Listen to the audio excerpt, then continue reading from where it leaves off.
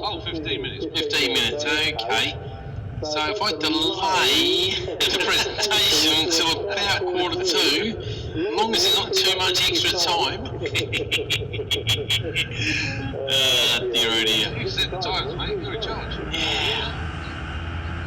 Right, here we go then, away we go, racing, and it's a great start there by Ben Round. I'll tell you what, he's managed to hook up beautifully. He might not be as quick as the aliens in terms of speed, but he knows how to get that sucker off the line. He's going to lead the aliens up the hill. I think that's Aaron Sylvester who's going with him behind him, and then Will leading from the pole position isn't able to take advantage that the empty track in front of him gave him. So hopefully by the time they get to you, the number 66 Ben Round will still be leading you for now. Oh no, it's 24's lead now. 24's Aaron Sylvester. Yeah. Didn't take him long, did it? Second, what I can see there, chap. Yeah, no, that's all right. I didn't expect Sylvester to be going around Charlie slowly somehow, mate. Funnily enough. Alright, they disappear out of my sight, and Rick's going to pick them up as they head towards Chris Curve in just a moment. Waiting for them to go, yeah, they're coming around now towards the gooseneck, and there's a gap appearing between first and second, and it looks like the two usual suspects. Now this is going to be interesting to see whether Leading can catch Sylvester here, because there's a little bit of a gap, and they were so consistent in their times in the first race. It'll be interesting to see if this gap closes or not. It certainly will be. Let's wait and see. Well, the quicker of the two last time out was Will leading. So you'd think if anybody can close that gap, just watching the rest of the field make their way down through the mountain. And a few little overtakes going on towards the back of the field, but nothing to report from the very sharp end as they disappear once again over the top, out of my sight, and of everybody's sight really. If you're watching, I mean, I don't have a particularly good view here, but you've got to make do with what you can. Over the line we go then, indeed. Sylvester, who leads the way ahead of leading by 4/10 of a second. Then we've got Round, Kershaw, Sylvester, Max, Girdhill, McRae, Luke, O'Hara, McRae, Max, Woodall, Ianson, Osborne, Horner, Dwyer, Carter, Rogers, Baldry, Ashmead, Stacey and Davison. That's your top 20. What's happening at the sharp end, mate? Yeah, that gap is fractionally closer, and I think there's a nice use of the toe there from leading in second place, just to draw himself a deal to this. Is not what we're going to be talking about with these two. Fractions of a second, corner and corner, lap by lap, and we're going to see who can maintain the most consistency, I think. What I'm used to seeing is Will and his brother Josh, absolutely simpatico. You know, we were talking about these guys last time. That's exactly what we used to see with half the gap. It's half the gap. It's only there's only 2 bike lengths between them now as they come through Mansfields and into the chicane afterwards. Yeah, they're just about to come to you, mate. You'll see what I mean. I certainly will indeed. Yeah, there's nothing between them. They're both using all the track as well. These guys are very good.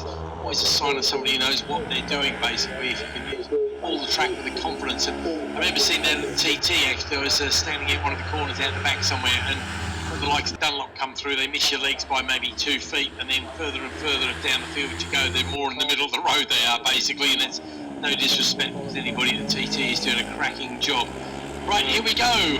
Wait for them to appear out of the corner once again, and yeah, no change there. It's still Sylvester from leading. Let's look at those lap times. First flying lap, of course, and it's a 40.033. So the lap record for now is completely safe, but it's his own lap record, so he can beat it whenever he likes, basically, can't he? Yeah, you're not in a rush, are you? There's only 1 point of a race you need to be leading, isn't there?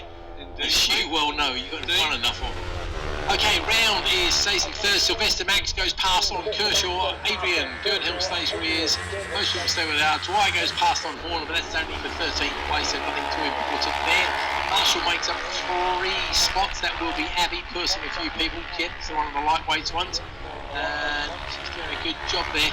But once again, these 2 aliens out in front. They're 140 to them. Next quickest is Round, Sylvester. They're in the 143. Well, Max Sylvester, his brother, is trying hard because he was wrong side of the white line just now. Getting out of Charlie's too. Yeah, you want to be on the white line? Yeah, not on the grass. Wasn't on the grass. He was just using the circuit that he's paid to do. Exactly. No, if you want to be on the white line like a Colombian working overtime, go for it, mate. bottom of the mountain once again. There they come, nose to tail stuff. You've got to wonder, is Leaning going as hard as he can, or is he playing a waiting game? He has gone purple in sector 1 this time. He's about a tenth quicker than the man in front of him, and he knows how to play this game. And you know, in fairness, it was Sylvester who won the earlier race there, so Sylvester knows how to play this game as well.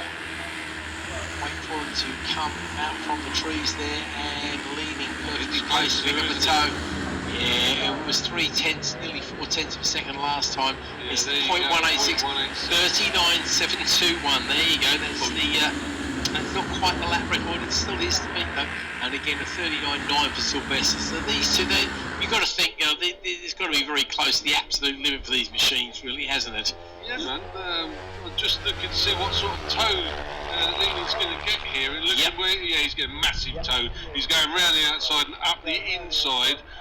Into Park Corners, take the lead. Okay, impressive stuff there. Hanging around, mate. He doesn't want to wait. He's going for it now. That's McRae goes past on Sean O'Hara on that particular lap. Warner goes past on Dwyer as well. As I say, the main action there is at the sharp end. Sylvester being beaten by Leaning. He's held that as they come through the gooseneck. He's still Leaning in front with Sylvester second. We'll look at the sector times in just one moment as the 34 and the 332 come down the hill into Mansfield. Let's see if we go purples here. Yeah, it's a purple this time for Leaning, and he has gone 4/10 of a second quicker than his rival, so they're going to come out of the chicane up towards the bottom of the mountain. Very clearly Leaning is in the lead. He knows what he's got to do to beat Sylvester even. We're going to be 2/3 of the way into the race when they come across the line very shortly indeed. And 58.160, we're going to see another 39 here. I wouldn't be surprised if it's a low 39. It could be a lap record beating 39 as well for Leaning. Here we go.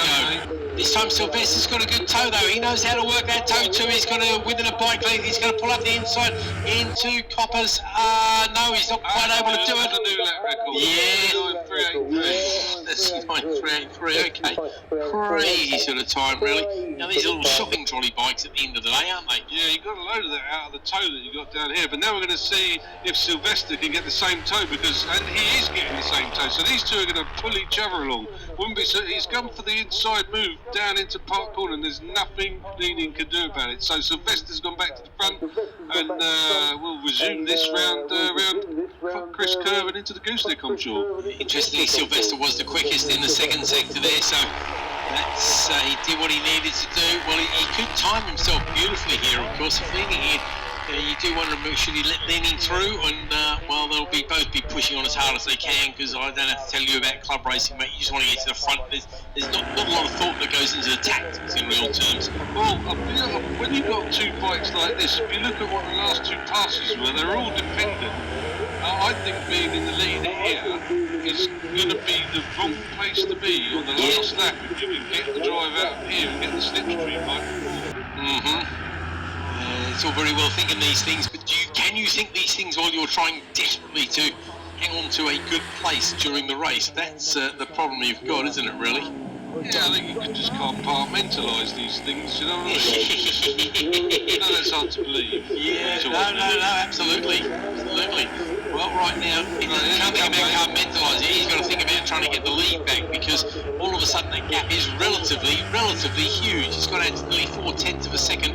And it's a fast lap from Sylvester, so it's a new lap record for him now at 39.371. Last lap flag, so there's the hurry up. Now this is where we're going to see if Leaning can do the business, of course.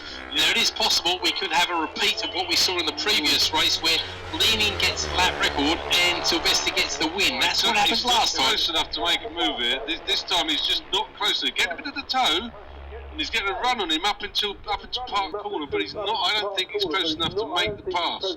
We're about to find out when they come out. No, he's not. I can see just the heads of them as they go round on the way into Chris Curve. The back marker action as well. They've just gone round a back marker, so they're coming round Chris Curve on the way into the gooseneck. I think last chance maybe Mansfield, and I don't know. He's not close enough for that. So through Mansfield they go, back towards the chicane before they come to you, mate.